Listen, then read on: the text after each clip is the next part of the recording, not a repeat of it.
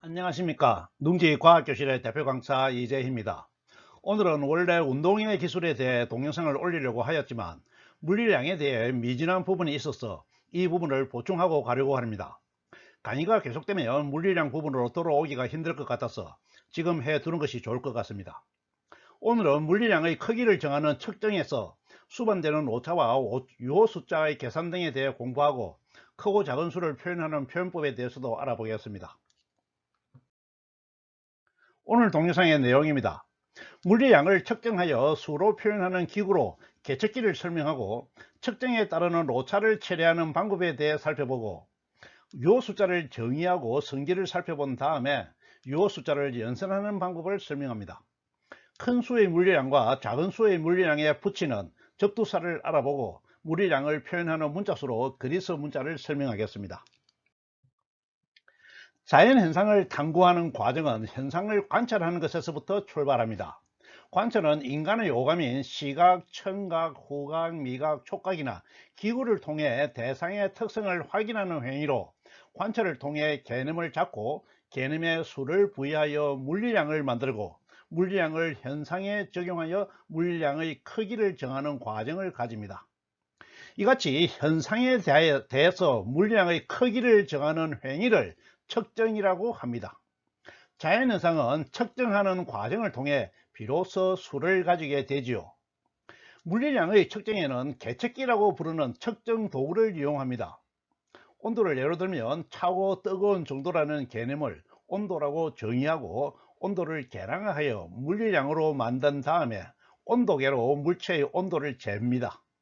온도를 재어서 온도라는 물리량의 크기를 정하는 행위를 측정이라고 합니다. 모든 물리량에는 온도계 같은 관련된 계측기가 있으며 과학기술이 발달함에 따라 계측기도 크게 발전해 왔습니다. 과학기술의 발전이 계측기를 발전시키고 계측기의 발전이 또한 과학기술을 발전시키는 상호 견인하는 관계를 유지해 오고 있죠. 중요 계측기입니다.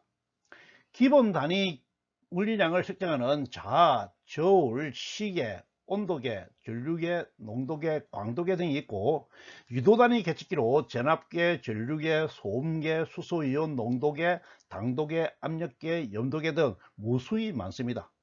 계측기는 물리량에 수를 부여하는 방법을 정확하게 반영하면 할수록 좋은 계측기가 될 것입니다. 계측기로 측정한 수치는 얼마나 믿을 수 있는지 살펴보기 위해 실제로 측정을 해보겠습니다. 측정하는 행위를 과학에서는 실험한다고 합니다. 실험의 결과는 측정 자료로 나타나지요. 실제로 붓의 길이를 재어 보겠습니다. 자의 한 눈금은 센티미터이고 다른 눈금은 인치입니다. 단위는 달라도 차원은 길이로 같으므로 따로따로 측정하고 필요할 때 변환할 수 있다는 것은 지난 시간에 공부하였습니다. 센티미터 눈금으로 측정한 자의 길이는 8.9cm와 9cm 사이 값일 것이고 인치 눈금으로 3.5와 3.6 사이 값입니다. 값은 정하여 함으로 8.95cm와 3.53인치로 측정하였습니다. 여기서 알 수 있는 것은 자가 제공하는 눈금의 단위값보다 작은 부분은 추정하였다는 것과 그런 추정 숫자에는 신뢰하지 못하는 부분이 포함되어 있다는 것입니다. 이해가 되시죠? 모든 측정에는 오차, 영어로는 에러가 있습니다. 오차는 측정한 숫자와 실제의 참값과의 차이입니다. 위에서 측정한 수치를 실제 붓의 정확한 기류와 비교했을 때 나오는 차이가 바로 오차입니다. 당장 붓의 참값을 모르지만 어떤 수치이든 참값이 있다는 것은 받아들일 수 있겠죠. 오차는 오차가 발생하는 원인에 따라 계통 오차와 우연 오차로 구분할 수 있습니다. 계통 오차는 애초부터 자의 눈금을 물리량을 정할 때의 기준에 맞지 않게 매겨져 있는 경우에 생길 수도 있는데 이같이 계측기 자체의 잘못으로 인해서 생기는 오차를 시스템 에러, 번역하면 계통 오차라고 합니다. 계통 오차는 발견하기만 하면 바로 고칠 수 있는 오차입니다. 저울로 무게를 측정할 때 0점이 틀리게 되어 있는 경우에도 개통 오차가 발생하지만 0점을 바로 잡으면 되지요. 우연 오차는 관측 대상에 내재되어 있는 성질이 측정 과정에서 발생하여 생기는 오차나 관측자로 인해 발생하는 오차로 영어로는 랜덤 에러, 번역하면 우연 오차가 됩니다. 우연 오차는 측정 환경이나 측정 조건이 통제 가능한 범위를 벗어나 있는 경우에 생길 수 있습니다. 측정 당시 온도가 너무 높고 측정 대상과 자의 열 팽창도가 다른 경우에 측정에 오차가 스며듭니다. 또 측정자의 손이 너무 투박하여 자를 정확하게 맞추지 못하는 경우에도 오차가 생기게 되지요. 이같이 우연 오차의 크기가 의미 있는 크기가 되지 않으면, 요 숫자의 범위에 들지 않으면 아예 무시하는 것으로 근사할 수 있습니다. 우연 오차의 처리 방식이죠. 오차의 정도를 표현하는 개념에 정확도와 정밀도가 있습니다. 정확도는 측정치가 실제값, 참값과의 일치하는 정도를 표현합니다. 오차가 작아서 측정치가 실제 참값과 가까울수록 측정이 정확하다, 정확도가 높다고 합니다. 정확도는 계측기의 단위값이 작을수록 좋아질 것입니다. 정밀도는 반복 측정에서 측정치의 분포가 좁은 정도를 표현합니다. 분포의 정도는 통계적 수법을 사용하지만 여기서는 분포의 범위가 좁으면 정밀도가 높다는 개념만 이해하도록 합시다. 측정 수치에 대한 확신을 높이기 위해 여러 번 측정을 했는데 현실적으로 측정할 때마다 값이 다 다르겠죠. A가 측정한 수치의 분포와 B가 측정한 수치의 분포를 비교했을 때 분포 범위가 좁은 측정 수치가 정밀도가 높다고 합니다. 당연한 것인가요? 숙련도가 높은 사람의 측정이 일반적으로는 정밀도가 높을 것입니다. 측정값에 오차가 있으면 그 오차가 어느 정도인지 측정한 숫자에 표시할 필요가 있습니다. 측정한 수치를 어디까지 어느 정도로 신뢰할 수 있는지 정보를 제공하는 표현법으로 요 숫자를 사용합니다. 요 숫자는 측정값의 정밀도와 신뢰도 범위를 나타냅니다. 측정값 중에서 계측기 단위값보다 작은 값은 추정하여 정하였으므로 측정 수치의 마지막 자릿수는 항상 추정값입니다. 계측기의 단위값보다 한 자리 낮은 수치까지 유효한 수치로 인정하여 그 수치를 요 숫자로 구분합니다. 앞의 측정에서 8.95cm의 마지막 숫자 5와 3.53인치에서 마지막 숫자 3은 추정 수치이죠. 마지막 추정값을 포함한 전체 자릿수의 개수를 요 숫자의 개수, 자릿수라고 합니다. 위에 의해서 8.95cm와 3.53인치에서 요 숫자 개수는 모두 3개입니다. 요 숫자는 마지막 추정치까지의 숫자를 반영하므로 요 숫자를 보면 어떤 눈금의 계측기로 측정하였는지 알 수 있습니다. 위의 측정에 의해서는 센티미터 눈금의 자는 한 눈금이 0.1cm, 1mm로 되어 있었다는 것을 알 수 있고, 인치 눈금의 자는 한 눈금이 0.1인치로 되어 있었다는 것을 알 수 있습니다. 계측기의 단위값보다 작은 값은 십지법을 기준으로 한 칸의 눈금을 10등분하여 추정하여 정하는 것을 원칙으로 합니다. 뷰렛이나 메스실린더의 액체 등의 부피를 재는 것처럼 액체와 친화력이 있는 계측기는 친화력이 미치지 않는 값으로 정합니다. 그림의 뷰렛의 경우 친화력이 위로 작용하여 아래로 볼록하므로 최고로 낮은 부분의 값으로 측정하여서 20ml가 되었습니다. 이해가 되시죠? 추정치는 특별한 표시가 없으면 마지막 단위의 10%를 오차로 인정하고 측정치의 양방향으로 반씩 배분합니다. 그러므로 위에 의해서는 8.95cm의 요 숫자에서는 오차가 마지막 단위 0.01의 10%이므로 오차 범위가 플러스 마이너스 0.005가 되고, 3.53인치에서는 오차 범위는 플러스 마이너스 0.5가 됩니다. 측정치가 일반적인 오차 범위가 아니라 실제 측정 내용을 반영하여 오차를 표시하려고 하면 요 숫자와 함께 오차를 표시하면 됩니다. 10.4cm 플러스 마이너스 0.05cm는 일반적인 오차 범위이지만 오차 범위를 명확하게 표시하려고 밝힌 경우입니다.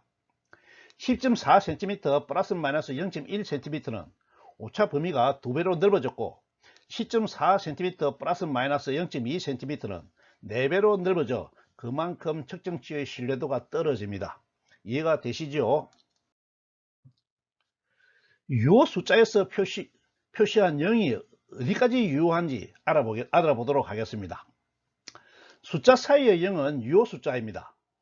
12.0036에서 가운데 있는 00은 유효 숫자의 개수에 포함합니다. 12를 측정하고 더 낮은 자리까지 정밀하게 측정하고 있으므로 너무나 당연한 것인가요? 하지만 0 앞에 다른 숫자가 없이 0만 있는 경우에는 숫자 앞에 있는 모든 0은 유효 숫자가 아닙니다. 0.00123에서 1 앞에 00은 유효 숫자가 아닙니다. 0.000001에서도 유효 숫자의 개수는 마지막 1 하나입니다. 소수점 아래에 있는 마지막 자리의 0은 유효 숫자입니다. 12.300에서 마지막 00은 유효 숫자로 유효 숫자의 개수는 5개가 됩니다. 마지막 00은 적지 않아도 되지만 유효 숫자를 나타내기 위해 일부러 적었기 때문에 유효 숫자로 계산합니다. 더욱더 정밀하게 측정하였다는 정보를 제공하는 것이지요. 소수점 위의 0은 자릿수이므로 반드시 적어야 하는 수입니다. 그러므로 이 0이 유효 숫자의 기능을 하는 경우 그것을 밝히기 위해 소수점을 찍는 방법으로 표시합니다. 1200은 유효 숫자가 2개이지만 1200점은 유효 숫자가 4개입니다. 이해가 되시죠? 유효 숫자의 과학적 표현법으로 지수 표시법이 있습니다. 측정치의 유효 숫자는 관측자가 가장 잘 알고 오차의 범위도 관측자가 가장 잘 압니다. 관측자가 측정치의 정확도와 신뢰도를 제대로 전달하는 방법으로 지수법을 사용하지요. 지수법은 유효 숫자의 첫째 자리 다음에 소수점을 찍고 나머지 값은 지수로 표현하는 것입니다. 이 방법은 오직 한 가지 뿐이므로 모두 같은 내용을 공유할 수 있는 장점이 있습니다. 1123.6500이 모두 유효 숫자인 경우이므로 1.1236500 모두 표현했죠. 곱하기 10의 3으로 지수로 표시하고 0.00023600은 유효 숫자가 23600 5자리이므로 2.3600 곱하기 10의 마이너스 4승으로 12000은 유효 숫자의 범위에 따라서 1.2 곱하기 10의 4승은 유효 숫자가 2개, 1.20 곱하기 10의 4승은 유효 숫자가 3개, 1.200 곱하기 10의 4승은 유효 숫자가 4개, 1.2000 곱하기 10의 4승은 유효 숫자가 5개인 경우의 표현식입니다. 이 방식은 전혀 헷갈리지 않죠. 완전수에 대해 설명하겠습니다. 완전수는 수치가 이름 그대로 100% 참값이라는 의미입니다. 측정값이 아니라 하나, 둘, 셋으로 세어서 얻은 이산수의 값은 오차가 없습니다. 원주율을 3.14로 계산하라고 주어진 경우처럼 주어진 수치는 정확도가 100%입니다. 완전수는 유효 숫자의 개수에서는 무한의 수를 가진 것으로 취급하여 자릿수의 결정에 전혀 영향을 미치지 않도록 합니다. 이해가 되시죠? 지난 시간 물리량의 연산에서 가장 큰 원칙은 물리량은 수와 단위로 구성되어 있으므로 수는 수대로, 단위는 단위대로 계산한다고 하였습니다.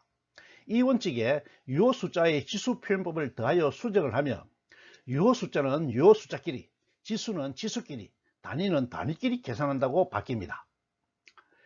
예를 들어서 3.254 곱하기 10의 2성 kg인 물체에 6.3246 곱하기 10의 4성 뉴턴의 힘을 가했을 때 나오는 가속도의 크기는 얼마인가 하는 문제가 있을 때 뉴턴의 가속도 법칙에 따라서 A = m분의 F의 식을 세우고 해당 수치를 대입하여 유효 숫자는 유효 숫자대로 지수는 지수끼리 계산하여 얻은 결과치가 1.9436601106 곱하기 10의 2승이 나왔습니다. 여기서 유효 숫자 개수 4개를 반영하여 1.944 곱하기 10의 2승을 답으로 구하면 됩니다. 이해가 되시죠? 물리량의 계산을 마치고 유효 숫자를 확정하려고 할 때 나머지 수, 끝수를 어떻게 처리하는지 알아보겠습니다. 끝수 다함수가 유효 숫자의 끝수죠. 유효 숫자의 끝수 다함수가 5보다 크면 올리고 5보다 작으면 버립니다. 반올림 하는 것이죠. 1.9436601106 앞에 나온 곱하기 10의 2성 앞에 나온 계산 결과값이죠. 그래서 유효 숫자가 4자리이므로 다섯 번째 자릿수 6을 반올림하여 1.943을 1.944로 마무리하였습니다. 끝수 다함수가 5일 때는 5 뒤에 다른 수가 있으면 5는 100% 5의 크기를 가지고 있으므로 무조건 올리고, 숫자가 없으면 5라는 숫자 안에는 오차가 서며 있으므로 상황에 따라서 버리거나 올리거나 합니다. 끝수 처리는 최종 계산값에서 마지막에 한 번만 하여야 계산 도중에 유효 숫자가 변하는 것을 방지할 수 있습니다. 이 원칙은 꼭 지켜야 합니다. 계산이 복잡한 식에서 중간중간에 끝수 처리를 해버리면 마지막 계산 결과값이 참값과 많이 멀어질 수가 있습니다. 그러므로 꼭 이 원칙을 지키도록 하세요. 유효 숫자가 너무 긴 경우 필요에 따라 결과값의 유효 숫자 자리를 줄여서 편리하게 마무리할 수 있습니다. 3.2505628이라는 긴 유효 숫자를 가진 경우에 필요에 따라서 세 자리로 3.25나 4자리로 3.251이나 5자리로 3.2506 등으로 표현할 수 있겠죠. 지금부터 유효 숫자의 사칙 연산을 해보겠습니다. 먼저 덧셈과 뺄셈입니다. 유효 숫자는 정확도의 범위를 반영하므로 연산하는 하나의 측정값의 정확성이 낮다면 아무리 정확도가 높은 측정값을 더해도 정확도는 높아지지 않으므로 의미가 없습니다. 1m 단위 눈금을 가진 자로 잰 길이에 밀리미터 단위의 자로 잰 유효 숫자를 더한다고 하여도 밀리미터 단위의 정확도를 실제로 반영할 수 없는 경우를 생각하면 잘 이해가 될 것입니다. 그러므로 덧셈이나 뺄셈은 가장 정확도가 떨어지는 유효 숫자에 맞추어 계산합니다. 유효 숫자가 다른 3개의 측정치가 주어져 있는 경우 13.3456은 유효 숫자가 소수점 4자리까지이고 120.345는 소수점 3자리까지이고 102.34는 소수점 2자리까지입니다. 세 수를 더하는 결과값이 236.0306이 나왔지만 가장 거친 수는 소수점 2자리까지이므로 유효 숫자를 소수점 2자리까지로 한정하여 236.03을 답으로 구하면 됩니다. 한 가지 한 번 더 해보겠습니다. 202.3456은 소수점 4자리까지가 유효 숫자이고 112.345는 소수점 3자리까지가, 12.34는 소수점 2자리까지가 유효 숫자입니다. 그러므로 세 수를 연산한 결과값이 102.3406이 나왔을 때 가장 거친 수인 소수점 2자리까지만 유효 숫자로 인정하여 102.34를 답으로 구하면 됩니다. 수소 원자에서 양성자와 전자 사이에 작용하는 중력은 전기력보다 4.4 곱하기 10의 마이너스 40성만큼 아주 작은 수치를 보입니다. 그러므로 두 수를 더하는 것은 전혀 의미가 없으므로 중력은 처음부터 아예 무시하고 시작합니다. 이해가 되시죠? 곱셈과 나눗셈은 덧셈이나 뺄셈과는 많이 다릅니다. 덧셈은 연산이 있는 것에 있는 것을 더하거나 덧셈의 연산은 있는 것을 더하거나 빼는 것이어서 정밀하고 거친 정도는 자릿수가 나타내지만, 곱셈은 곱하는 과정에서 대량의 수를 더하는 과정에서 자릿수의 변동이 일어납니다. 그래서 덧셈처럼 자릿수를 기준으로 연산할 수가 없습니다. 곱셈의 경우 유효 숫자의 유효성을 가장 잘 반영하는 방법은 자릿수가 어떻게 변하든 유효 숫자의 개수는 변하지 않는다는 것입니다. 그래서 곱셈에서는 자릿수가 아니라 가장 작은 개수의 유효 숫자의 개수를 기준으로 연산을 합니다. 유효 숫자의 개수가 8개, 6개, 4개인 세 수를 곱하는 경우 유효 숫자는 유효 숫자끼리, 지수는 지수끼리 계산하여 나온 결과값에서 가장 작은 유효 숫자 개수 4를 적용하여 4자리까지만 구하여 3.901 곱하기 10의 6을 답으로 구하면 됩니다. 이해가 되시죠? 아주 작은 수를 표시하는 접두사에 대해서 알아보겠습니다. 아주 작은 수를 간단하게 표현하는 접두사에는 접두사는 과학에서 많이 사용하므로 친구 이름 외우듯이 모두 외워야 합니다. 10의 마이너스 1승은 대시라고 그러고 기호는 D를 사용합니다. 데시벨로 소리의 세기를 표시하지요. 10의 마이너스 2승은 센티로 기호는 C로 사용하며 센티미터는 매우 익숙한 단위입니다. 10의 마이너스 3승은 밀리로 기호는 M을 사용하고 밀리미터의 앞에 M은 10의 마이너스 3승을 나타내는 밀리고 뒤에 M은 미터를 나타내는 M입니다. 10의 마이너스 6승은 그리스 문자 뮤를 사용하지만 읽는 것은 마이크로로 읽습니다. 마이크로메타 많이 사용합니다. 10의 마이너스 9승은 나노라고 그러고 기호는 N을 사용해서 나노메타로 표시합니다. 요즘 나노과학이 대중화된 용어가 되어 익숙할 겁니다. 나노 크기는 미시세기의 기준으로 대체로 나노보다 작은 크기를 미시세기로 구분합니다. 이 기준을 잘 기억해 두도록 하세요. 10의 마이너스 12승은 피코로 기호는 P를 사용하며 원자의 크기를 표현할 때 피코미터를 사용합니다. 10의 마이너스 15승은 펜토라고 그러고 기호는 F를 사용하며 펜타미터는 원자 핵의 크기를 나타낼 때 사용하는 단위가 됩니다. 10의 마이너스 18승은 아토라고 그러고 기호는 A를 사용합니다. 이번에는 아주 큰 수를 표현하는 접두사입니다. 컴퓨터 하드디스크의 용량이 커져서 메가, 기가, 테라는 익숙할 겁니다. 천을 나타내는 킬로부터는 소문자로 씁니다. 과학에서 사용하는 것으로 압력을 표현하는 10제곱인 헥토가 있습니다. 날씨를 지나는 방송에서 헥토파스칼은 자주 접할 수 있지요.